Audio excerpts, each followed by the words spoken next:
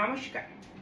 আজকে চলে এলাম আমি রীনা মণ্ডল আপনাদের সামনে সমাজের কিছু যে ঘটনাগুলো ঘটে যায় সেগুলি তুলে ধরবার চেষ্টা করি। যেটা আমি বারবারই বলি, আমি যেটা বলার চেষ্টা করি সেটা একমাত্র আমরা সোশ্যাল মিডিয়া বা খবরের মাধ্যমে জানতে পারি। যেটা আমরা জানতে পারি এবং শুনতে পারি সেগুলোই আমি বলার চেষ্টা করি ছোট্ট করে। দেখুন, আমরা সোশ্যাল মিডিয়াতে অনেক রকম জিনিস দেখতে পারি, শুনতে পারি এবং খবরের মাধ্যমে। তাছাড়া আমরা ভারতীয় যারা নাগরিক আছেন, জনগণ আছেন, তারা কিন্তু এই খবর বা সোশ্যাল মিডিয়া ছাড়া কিছু জানতে পারে না। আমরা যেগুলো খবর সব কিছু জানি ঘরে বসে, সেটা খবরের মাধ্যমে বা সোশ্যাল মিডিয়ার মাধ্যমে। আজকে আমি সোশ্যাল মিডিয়াতে দেখছি অনেক রকম নায়ক নায়িকা, অনেক যারা আছেন, যারা সিনেমা জগতে ছিলেন, তারা আজকে নানা রকম সোশ্যাল মিডিয়াতে নানা রকম বাজে রকম কথা বলছে।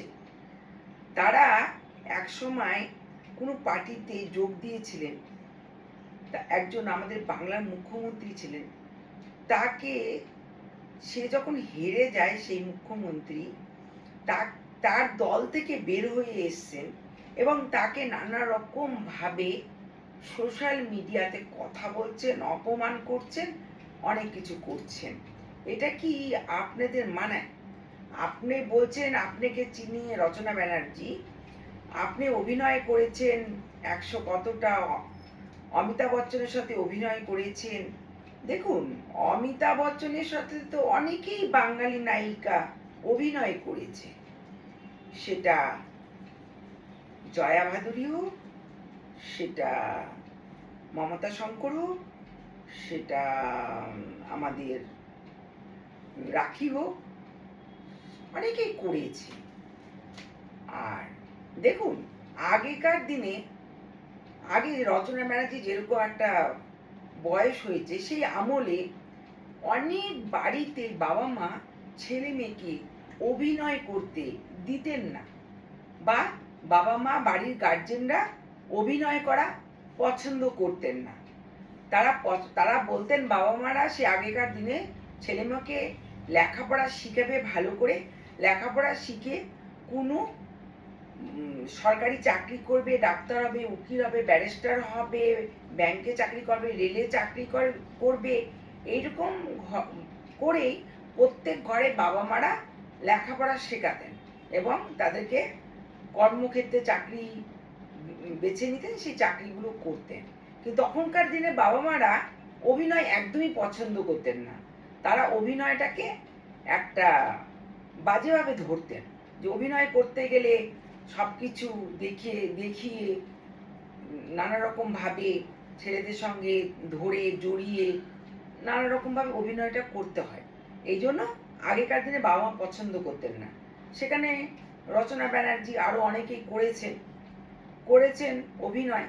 তাতে এমন কি বাংলাতে বা ভারতবর্ষে কাজ করেছেন যে আজকে যিনি তৃণমূলে একজন নেত্রী মমতা ব্যানার্জি এত বছর ধরে লড়ে তিনি একজন মুখ্যমন্ত্রী হয়েছেন, তার সাথে কথা বলাই তো আপনাদের সিরিয়াল জগতে নায়িকা, সেটাই তো আপনারা যে কথা বলতে পেরেছেন আমাদের একজন বাংলার মুখ্যমন্ত্রীর সঙ্গে, সেটাই আপনাদের ভাগ্য।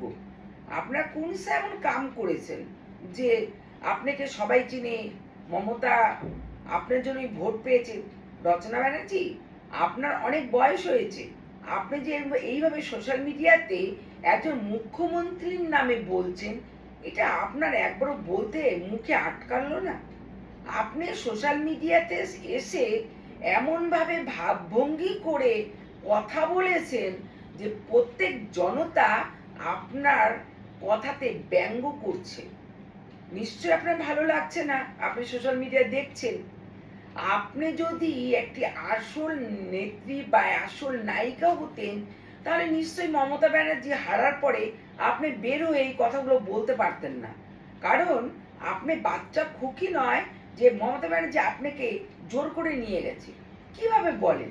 আপনাদের মতো নায়িকারা একজন মুখ্যমন্ত্রীর সঙ্গে কথা বলতে গেলে তার যোগ্যতা লাগে, কিন্তু আমাদের বাংলার নেত্রী মমতা ব্যানার্জি ওরকম একটা ভালো মানুষ ছিলেন বলে আপনাদের মতন সিরিয়াল জগতে, সিনেমা জগতে আরো নেতা নেত্রী যাদেরকে উনি নিয়েছিলেন দলে, এটাই ভুল করেছিলেন মমতা ব্যানার্জি। মমতা ব্যানার্জি ছিল একজন মায়া, তার ছিল প্রচুর মায়া, সে সবাইকে স্নেহ করতো, ভালোবাসতো, এই জন্যই মনে হয় আপনাকে নিয়েছিল। আপনি যদি এত বিখ্যাত একটা নায়িকা হন, আপনি কি করে যান? পার্টি কি করে করেন আপনারা? আপনারা একটা নায়িকা, বাংলার অভিনয় করেছেন, নানা রকম ভাবে অভিনয় করেছেন, আজকেও আপনি পার্টিতে এসে সোশ্যাল মিডিয়াতে যেরকম ভাবে কথা বলছেন, দেখে মনে হচ্ছে আপনি অভিনয় করছেন। অভিনয় সব জায়গায় মানায় না। আপনাকে কেউ জোর করে আনেনি। আপনি সোশ্যাল মিডিয়াতে এসে মমতা ব্যানার্জির সম্পর্কে কি করে বললেন? আজকে আপনি শুভেন্দু অধিকারীকে দাদা বলছেন, ভালো বলছেন, তা কেন? বিধানসভা ভোটের আগে যখন শুভেন্দু অধিকারী এত লড়েছেন, এত লড়ে মুখ্যমন্ত্রী, তখন কেন তার দলে যাননি? তখন কেন মমতা ব্যানার্জি দলে গিয়েছিলেন আপনি? আপনি দিদি নম্বর ওয়ানে এসছেন, আপনাকে সবাই চেনে, সেটা ভালো কথা।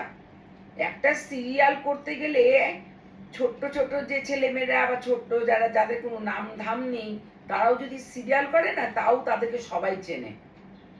এটা কোনো একটা আশ্চর্য কথা নয় যে আপনি 105টি না 10টি বই করেছেন, অমিতাভ বচ্চনের সঙ্গে করেছেন।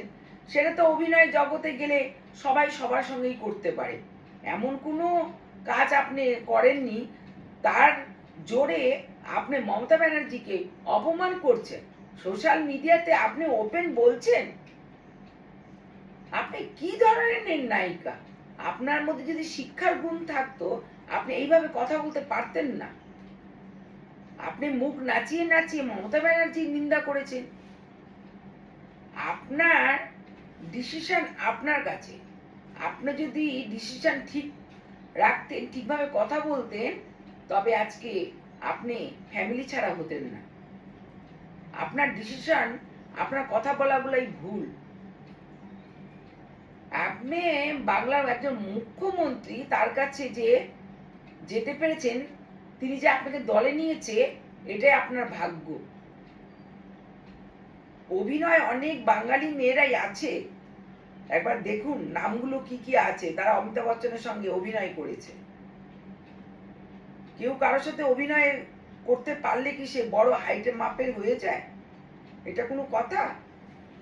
আপনারা তৃণমূলে থেকে, তৃণমূলের দল থেকে বের হয়ে তৃণমূলরাই আপনারা মমতা ব্যানার্জিকে নানা রকম কথা বলছেন।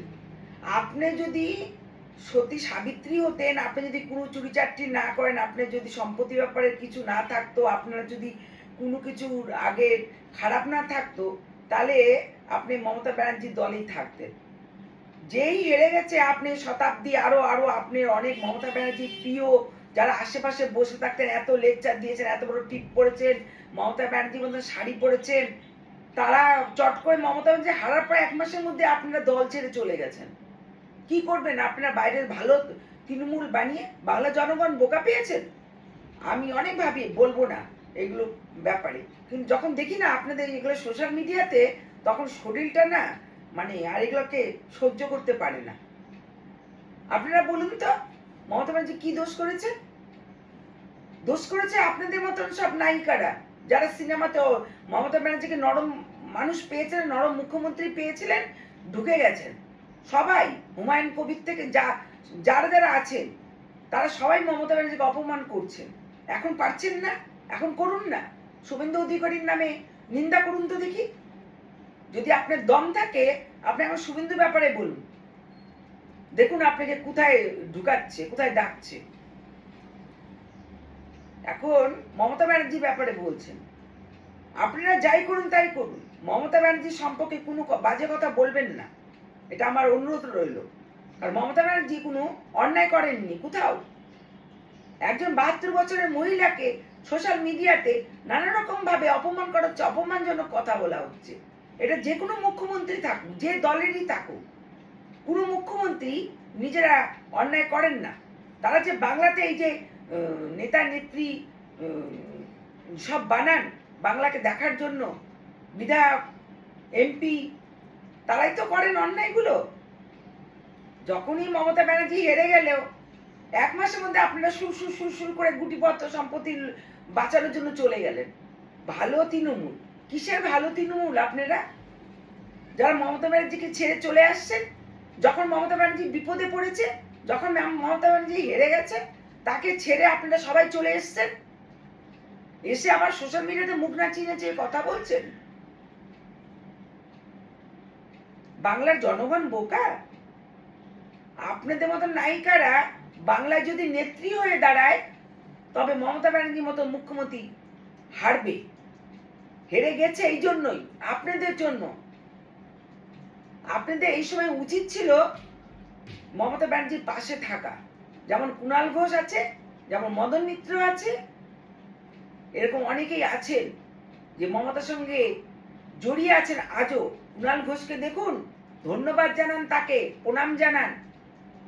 সেই যে জেল থেকে বের হয়ে এসছে, তারপর থেকেই তৃণমূলে যোগ দিয়েছে। আজও সে জিতেও সে তৃণমূলের পাশে আছে, মমতা ব্যানার্জির পাশে আছে। এরাই হচ্ছে আসল নেতা। এরা আপনার মতন দল থেকে বের হয়ে নিন্দে করে না মমতা ব্যানার্জি। কি নিন্দে করেন মমতা ব্যানার্জি? মমতা ব্যানার্জি ধন সম্পত্তি চুরি করেছে, না আপনাদের মতন নানা রকমের সম্পত্তি লুকিয়ে রেখেছে, না নানা রকম শ্বাসভূষা করছে? কি করেছে? আপনাদের মতন মানুষের জন্য এই মমতা ব্যানার্জি করে গেছেন, সবাইকে করে গেছেন, সব নারীদের জন্য। আপনাদের গর্বিত হওয়া দরকার যে একজন নারী আমাদের বাংলায় 15 বছর রাজত্ব করেছেন। গর্ব হওয়া উচিত। আমরা একটা নারী। প্রথম কথা, আমরা নারী। নিজেদের স্বার্থের জন্য আপনারা সোশ্যাল মিডিয়াতে সবাই এসে নানা ধরনের কথা বলছে। বলুন না এখন যিনি মুখ্যমন্ত্রী আছে শুভেন্দু অধিকারীকে বলে দেখুন। আপনাদের সাথে সাহস থাকে না সোশ্যাল মিডিয়াতে শুভেন্দু অধিকারী ব্যাপারে বলুন না? সেটা কেন বলতে পারছেন না বলুন? আমরা সোশ্যাল মিডিয়া দেখি, খবর দেখি, ওই একই সব জায়গায় খবরের মাধ্যমে মমতা ব্যানার্জির নিন্দা, সোশ্যাল মিডিয়াতে নিন্দা। যে দলে এতদিন যারা রাজত্ব করেছেন, পয়সা খেয়েছেন, মমতার পাশে ছিলেন, তখন মমতা ছাড়া আপনারা কিছু বুঝতেন না।